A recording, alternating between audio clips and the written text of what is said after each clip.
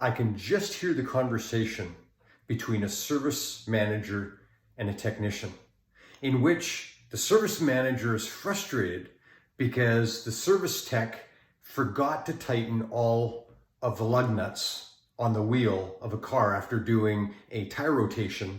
And when the customer drove off, a wheel fell off and there was a big problem, as you can imagine. Not only did they get a bad survey, but it cost them a whole lot more money and aggravation and a lot more time in the process. And you can hear in the technician's mind thinking, well, we had so many cars backed up that I was trying to do them quicker. Or underneath he's saying, I was trying to be efficient. A great debate is this whole idea of the difference between effectiveness and efficiency. And I would argue that there is no efficiency without effectiveness. Because how often do you hear people say, I didn't have time to do it right the first time, but I had time to be able to fix the issues that came out of it in the end. And I would also argue that the same issue with efficiency is in the mind of a salesperson when they don't sit with a customer while they're waiting for finance because there's other customers that they want to deal with, really because they want to get another commission, and they're not looking after their first customer.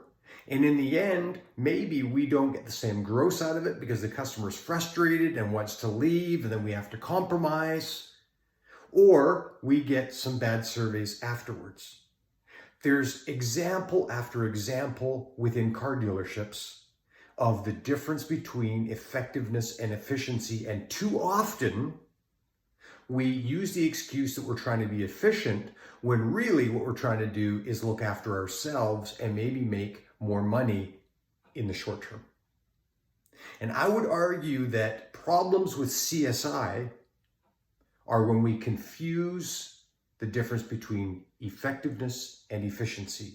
And instead of being effective and giving that customer the greatest experience they've ever had, we compromise, we take shortcuts, and we think we're saving time, saving money, saving hassle, and being efficient. We're really not being effective, and we've got to change our mindset. And I would argue that problems with retention in a store and problems with CSI usually go along with problems with retention. But problems with retention in a store, when your customer loyalty numbers are low, it's another issue of the difference between effectiveness and efficiency. And people using the excuse in their own minds that they're trying to be efficient.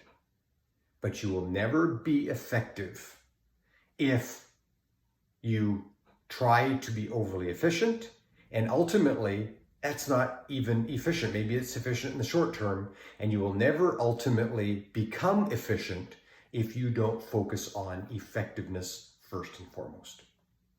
So the challenge I have for you today, it starts with a great conversation in your team, whether it's in a leadership team, whether it's in a sales meeting, whenever you have a gathering, maybe it's in the morning huddle and you just quickly talk about the difference between effectiveness and efficiency. And remind everybody that there is no efficiency without effectiveness, that we've got to be thinking about first things first. How do we take care of the customer? How do we give them a great experience? Because the rest will take care of itself.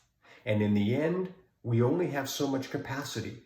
And it's better that we look after less people better than try to take care of more people poorly. So give it some thought, have a conversation about the difference between effectiveness and efficiency, and try to become more effective. And once you can achieve that, then you can talk about how we, while maintaining effectiveness, increase our efficiency.